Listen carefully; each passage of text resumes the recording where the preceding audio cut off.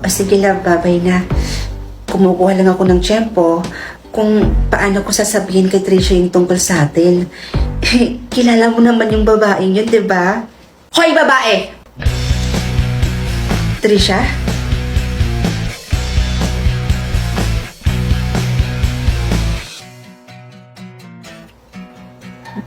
Bes? Wow! May gana ka pa talagang tawagin akong Besh? Pagkatapos ng mga nalaman ko? Ano? Anonas? Sige nga! Mag-explain ka! Sabihin mo sa akin kung bakit may tinago sa akin ng lahat ng to? Ha? Wala kang balat para sabihin sa akin ng lahat? Oh, tutuwa nga ka lang dyan?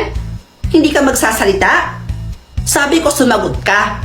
Sagutin mo lahat ng tinatanong ko sa'yo. Sumagot ka ano? Hindi ka sasagot? Sasagot ka o kakalbuhin kita? Bes, ngayon lang talaga naging kami.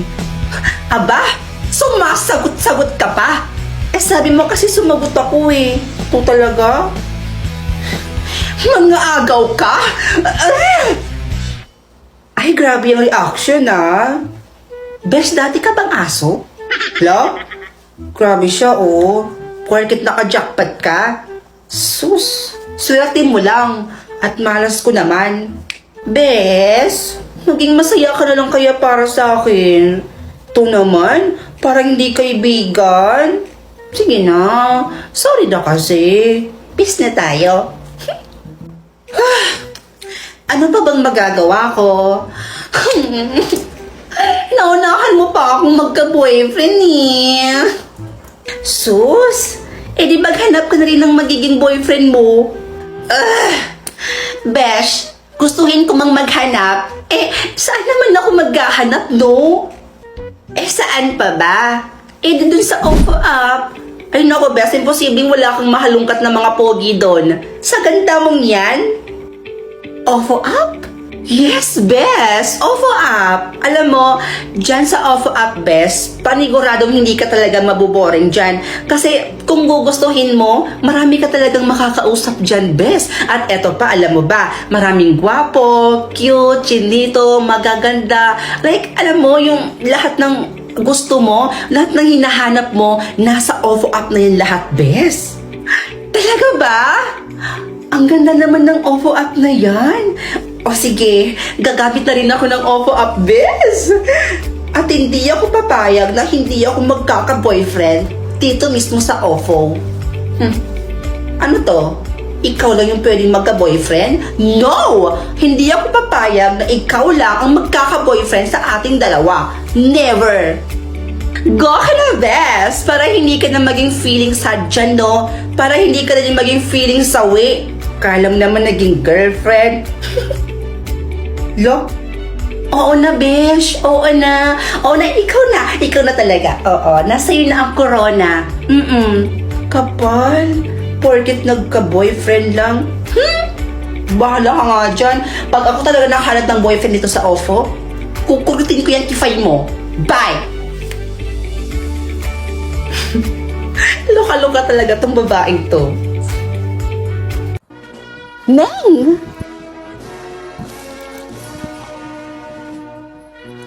Congrats! Teka, picture tayo. Pumunta ang ate mo sa school mo, nak? Ewan ko nga dyan kay ate, Nay. Hindi naman siya ganyan sa akin eh. Lagi kayang galit sa akin yun. Lagi akong sinusungitan. Tsaka wala naman pakialam yun sa akin sa kung ano yung gawin ko sa buhay. Tapos ngayon nagulat ako, binigyan niya pa ako ng ganito. Kilala ko yung ate mo eh. Dalawa lang yung rason niyan kung bakit nagkakaganyan yung ate mo. Una, may kailangan. Pangalawa, nakagawa yan ng kasalanan. Baka may nagawang kasalanan. Nay? O anak, tingnan nyo. Ano yan? Tricycle? Nay, second hand lang po yan ha. Pero alam kong magagamit talaga natin yan. Lalo na kapag nagbebenta po kayo ng gulay.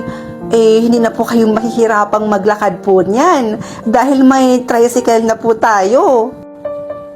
Malaking tulong nga yan, nak. O, Neneng, para sa pinakamamahal kong kapatid. Sa'yo to lahat. Kakamitin mo to. 1 taong sahod ko rin to nung 2024. Pangkolehiyo mo. Mag-aaral ako ng college, ate? Basta ipangako mo sa akin na magtatapos ka ng pag-aaral mo, ha? O, ito. Baka naman may pang-grocery pa ako dyan, nak. O, ito, Nay. Para naman ito sa inyo. O, pangpuhunan nyo ito, Nay, ha? Mag-sari-sari store kayo dito para marami din po kayong pagkakitaan. Naku, salamat, nak. Oh, halina kayo. Kain na tayo.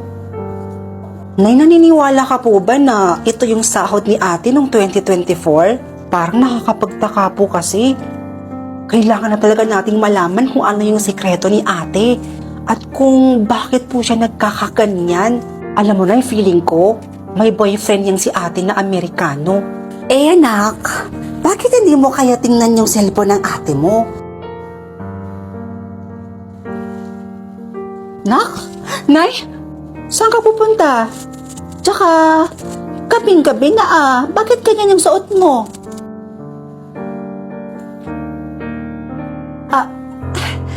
Wala akong pupuntahan, Nay. Finifeel ko lang tong dress. Gusto ko kasi ma-experience kung paano ba magsuot ng ganito. Nay, pasok na po ako. Diba, Nay? Sabi ko sa'yo, feeling ko talaga nagbebenta ng katawan niyan si ate.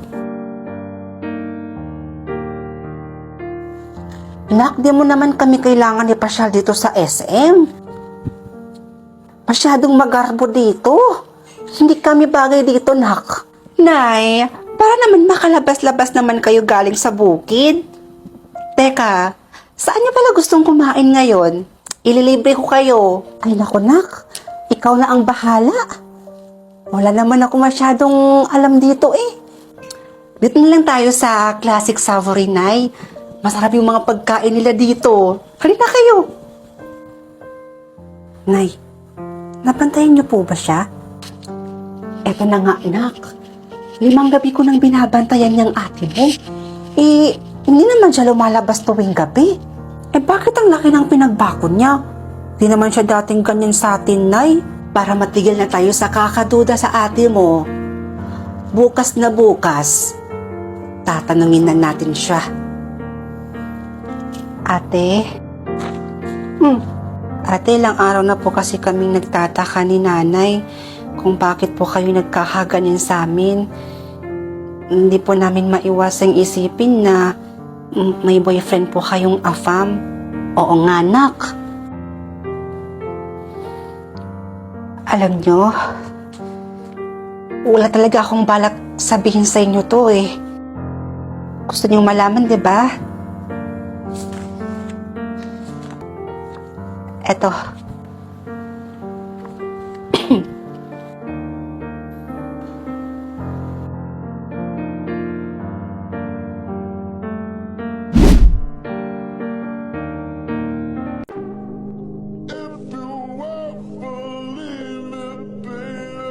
Habang buhay ko bang babantayan itong puntod ko? Sabi mo sa akin, pagsapit ng birthday ko, mapupunta na ako sa langit. Gusto mo na ba talagang mapunta sa langit? Sige, ganito na lang ha. Kung sino yung taong magtatagal sa puntod mo ngayong birthday mo, mapupunta ka na sa langit. Iyon lang? Ang dali naman. Siyempre, yung mama ko, yung nanay ko, siya lang naman yung kakampi ko sa buhay eh. Malalaman natin yan maya-maya lamang. O ayan, may paparating na pala.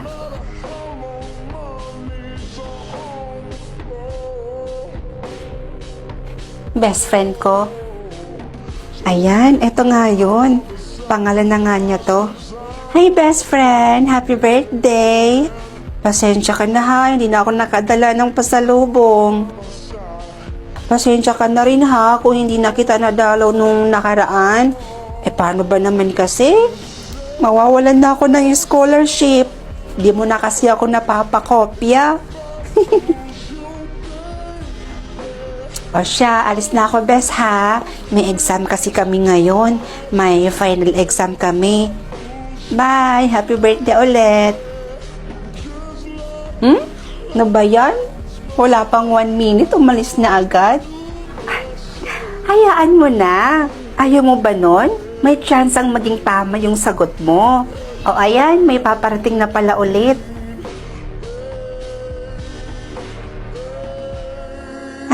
Si ate. Hi, bunso. Happy birthday. Miss na kita. Miss na ni ate yung boses mo. Miss ko na rin yung pagsabihan mo ko ng, ate, tumaba ka na nga dyan. Kakain na tayo, oh. Ate, huwag kang magpapalipas ng gutom kasi magkakasakit ka niyan. Bunso, miss ko na lahat ng yun eh. Nakakamiss ka sobra. Siguro kung nandito ka lang, tapos buhay ka pa, tapos birthday mo, di sana kumala na tayo ngayon, diba? Magra-rides tayo. Diba gustong-gusto mo yon? Kaso wala ka na eh. Pero ayos lang. Okay lang. Kasi alam ko naman na masaya ka na ngayon.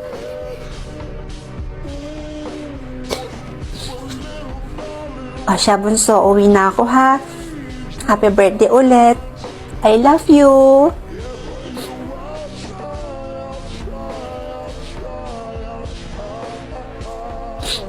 Oh, andyan na yung mama ko.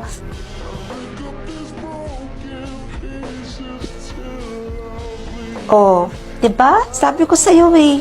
Magtataga talaga yan sa puntod ko. Tingnan mo.